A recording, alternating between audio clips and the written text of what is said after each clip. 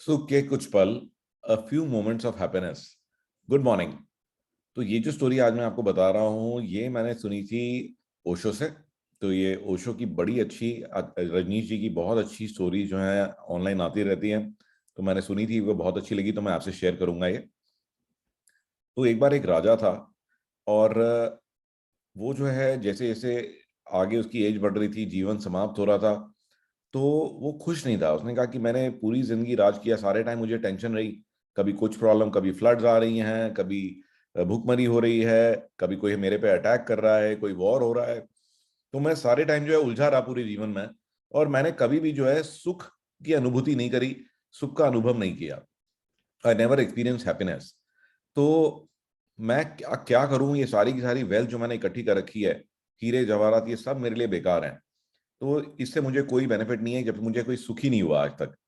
तो उसने अपने राज में सारे विद्वानों को बुलाया कि भी आप मुझे बताओ कि क्या सीक्रेट है हैप्पीनेस का, और ये सारे जो वेल्थ है इनमें से मैं आपको देने को तैयार हूं। बट उसका इसका जवाब नहीं मिल पाया। तो उसने कहा कि चलो ठीक है, मैं काम करता हूँ।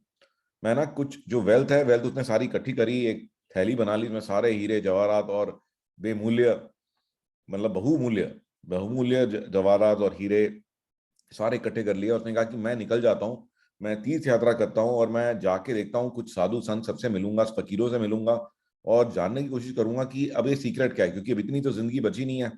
अब जो बची है एटलीस्ट उसके अंदर कुछ तो पल हैप्पीनेस के, कुछ तो पल सुख के मैं मेरे को मिले। तो वो जगह जगह गया, गांव गांव गया, सब तरह के फकीरों से, सब तरह के संतों से मिला, साधुओं से मिला, और उनको वो कहता था कि जी आप मुझे बताएं ये सीक्रेट क्या है हैप्पीनेस का। और आपको मैं जो ये वेल्थ दिखा देता था, वो कि भी हीरे दिखा दिए, जवाहरात दिखा दिए कि ये आप मेरे से ले लो। तो वो उल्टा देख करके हीरे जवाहरात उनकी तो एकदम भाव ही बदल जाते थे कि इतने, यानी कि आप समझ रहे हैं कि 100-100 कैरेट के हीरे और रूबीज और गोल्ड, तो देख के वो कहते थे कि राजन ये आप क्या कर रहे हो? ये देख करके तो हमारा ही धर्म भ्रष्ट हो जा रहा है, ठीक है ना। आप इसको हटा लीजिए। और राजा को भी देखता था उनको, कि जब वो लोग देखते थे उन हीरे जवाहरात को, तो इतनी उनके अंदर में इच्छा, डिजायर जग जाती थी, तो उसको समझ में आ जाता था कि नहीं, इनके पास कोई सीक्रेट नहीं है। तो वो ठोकरे खाता रहा दर दर की, बट उसको ना सीक्रेट नहीं मिला। और जो संत लोग भी जो है वो कहते थे कि राजन आप इसको हटा लीजिए, ये देख करके तो हमारा ही धर्म जो है खराब हो रहा है। तो फाइनली जा करके एक फकीर ने उसे कहा कि भी राजन, आप प्लीज इसको बंद करिए, ये मुझे हमें मत दिखाइए, ठीक है। और ये आपका जो सोल्यूशन है मेरे पास तो नहीं है।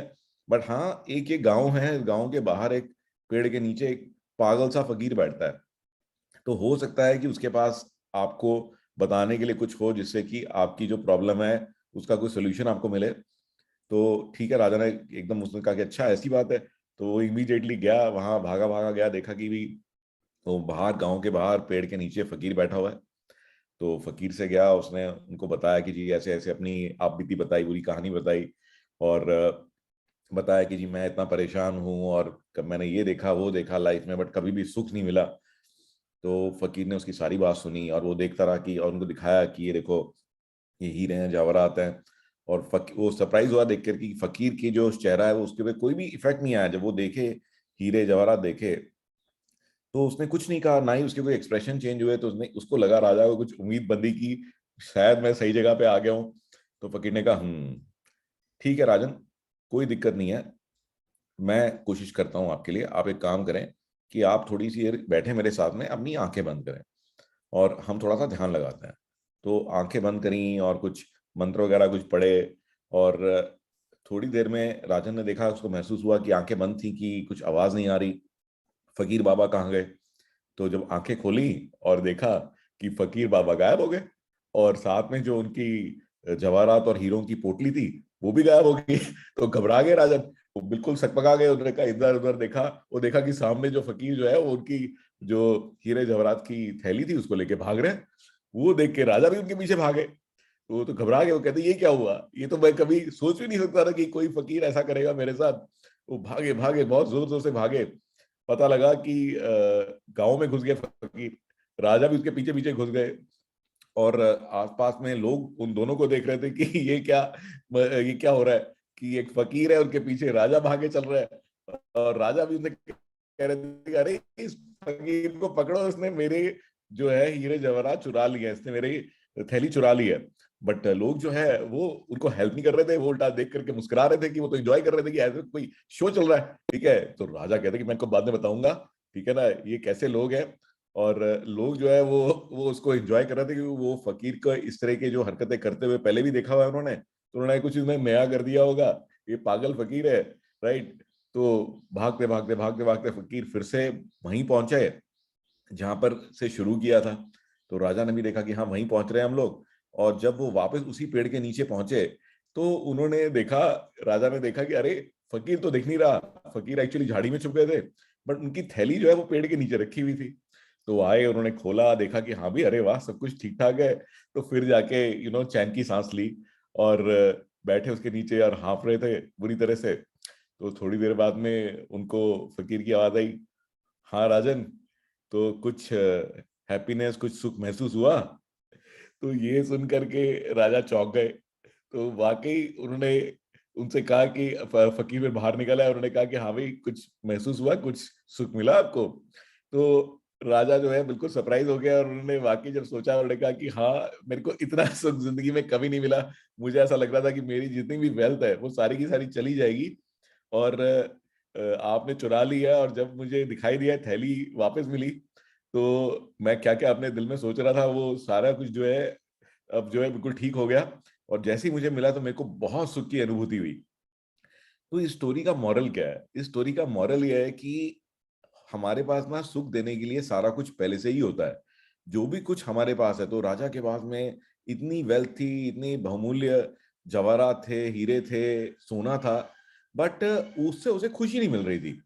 क्यों? क्योंकि he had taken it for granted. क्योंकि जो चीज हमारे पास होती है हम उसको ना महत्व नहीं देते। तो आपके पास आप इतनी अच्छी फैमिली है, बच्चे हैं, सराउंडिंग्स हैं, अच्छी जगह में रह रहे हो, तो करोड़ों लोग हैं आपके नीचे जिनके पास ये सब चीजें नहीं है। आप हेल्दी हो, आप देख सकते हो आपके आसपास के लोग हेल्दी हैं। तो ये सारी वेल्थ जो है, इसको हम कभी भी रिकॉग्नाइज नहीं करते। हम इसको रिकॉग्नाइज नहीं करते तो हम खुश नहीं होते। हमें हमेशा अपना ऊपर देखते हैं हम लोग कि हमें पास ये नहीं है, ये नहीं है, ये नहीं है, और उसको देख के परेशान होते हैं। और जो चीज हमारे पास है हम उसको कभी भी अप्रिशिएट नहीं करते। हम उसको तभी अप्रिशिएट करते हैं जब वो हमसे छिन जाती है। तो आपको सुख देने के लिए हर एक चीज भगवान ने आपको ऑलरेडी दी है, और असली सुख उसको अप्रिशिएट करने में है। ठीक है, तो इसीलिए लोग कहते हैं ना ग्रेटिट्यूड करो। तो मैं भी क्या करता हूँ, रोज एक जो है एक ग्रेटिट्यूड के लिए अपना फॉर्म भरता हूँ। उसमें मैं डिटेल लिखता हूँ कि भी मैं क्या क्या चीजें मेरे पास हैं, कि मेरे पास मेरे पेरेंट्स हैं, मेरे बच्चे सारे सुरक्षित हैं, सब लोग सब अच्छे हैं। आप खुद देखिए किस किस तरह के इवेंट्स दुनिया में हो रहे हैं। करोड़ों लोगों ने अपनी जान खो दी कोरोना वायरस के दौरान।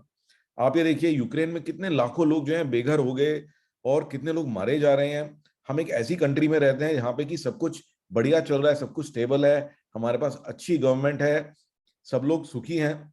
हाँ, बहुत सारी परेशानियां भी हैं, बट जो चीज अच्छी है, अगर हम उसको देख के अप्रिशिएट करें, तो हमारे पास वो सारे के सारे साधन है, वो सारे की सारी चीजें हैं जिससे कि आप खुश हो सकते हो उसी जिंदगी के अंदर, अगर आप सिर्फ उसको अप्रिशिएट करो। और जब हम अप्रिशिएट करते हैं किसी चीज को, जब हम ग्रेटिट्यूड दिखाते हैं, तो वही चीजें जो है वो हमारी लाइफ में बढ़ने लगती हैं, और वो हमें और ऐसी चीजें मिलने लगती हैं।